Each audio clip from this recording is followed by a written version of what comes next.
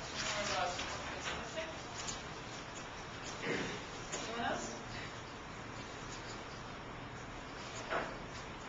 That's it, Hannah? So how else we can measure an arc? Other than how long it is? I think no one knows. There's one person, now two people. Don't we, this isn't really a quick answer, but, did you find that how much of a piece of the angle starts the circle and then the negative 260? You're thinking the right direction, so you're thinking about the rotations that could be negative and positive. That's something very closely related. We were talking about rotations, about movement along the circle. So if you look at arc AB, and if instead of arc AB, I'm going to extend it a little bit further. So of course I made it longer, but then also I made the angle wider, right? So the angle, the arcs, different arcs on the same circle are characterized by the angle, yes. And the radius. The angle, so the radius of the circle, we're talking about the circles of the same size, then the angle, how do we call this angle? The one that's in this center. In this center. Central. What is the measure of the arc DC? 60 degrees. So they have the same central angle. Are they the same? How do you do it? Because AB is twice as long as It is longer than DC. That would be my next question, how much longer it is. So it is certainly longer. You can see just from the picture that one is longer than the other. They do have the same measures, but they belong to two different circles. So arcs with the same measure on two different circles could have different length. Okay, so our big just told us that one arc is twice longer than the other one. Why is that?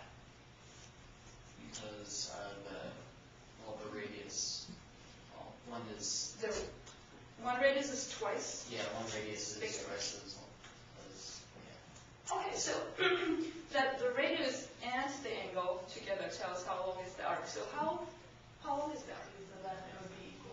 That's very good that you noticed that. If you look at the triangle AOB, I think I just noticed that the triangle is equilateral because all three angles, so it's an isosceles triangle with a vertex angle of 60 degrees, so it's all other angles of 60 degrees.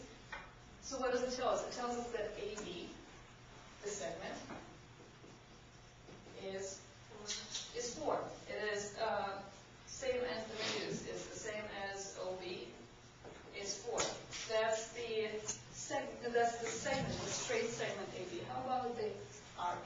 That's why I have this little flat on it. So the arc is more or less than 4. Just based on the picture, it's more. So it's always, it is approximately 4 times 3.14 over 3. So these two numbers are very close.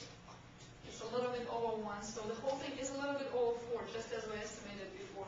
AB is exactly 4. And if you go, I can talk about its circumference.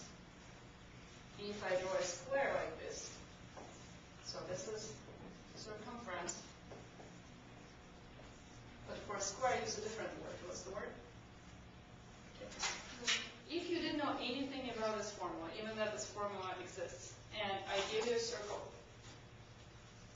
and I told you measure how long the curve is, how would you do that?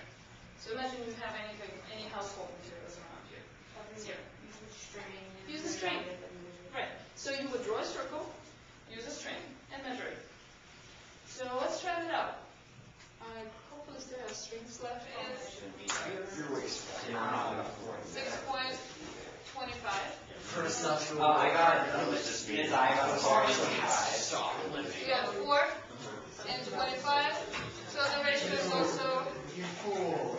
Those bullets, do you have any 6.1. idea what it took to make those gun and bullets? For the 6 Look, 6 my and car 1 did fourth, so 12 6, seconds. 25 by 4. We get 6 and 1 quarter. So it's 6.25. No. Would you like me to repeat that? Okay, so Well, then we- from the numbers we have, it's already pretty convincing that we get about the same ratio. And of course, you notice it's pretty hard to measure a circumference with a string that keeps sliding around, so that's why the numbers are a little bit off. But if you had a way to measure it exactly, that would give you the same number. So what that number should be, ideally, if you measure it exactly.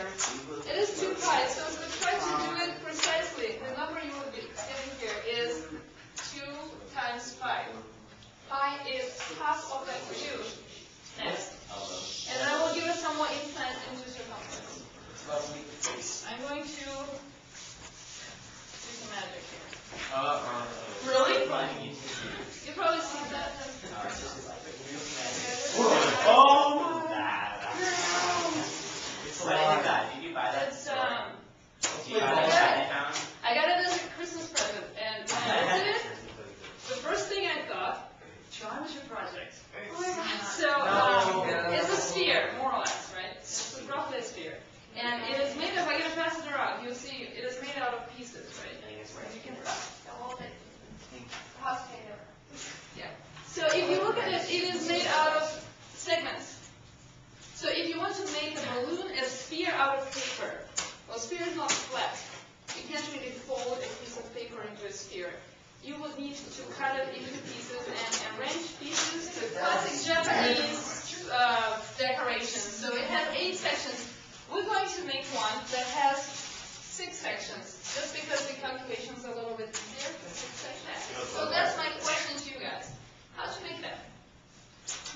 So what I want us to do today is to at least figure out how to make it. Maybe actually make it today, maybe we'll make it next time.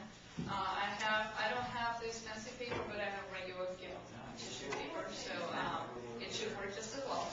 So there are 8 sections. Well, instead I'll ask you to make one out of 6 sections. So you can just copy this one exactly and trace it on paper. So figure out what the sections look like. How to figure out their precise shape to make sure you get as close to a sphere as you can. It has all the calculations there, has something to do with what kind of outcome I want to have. I want to have a nice looking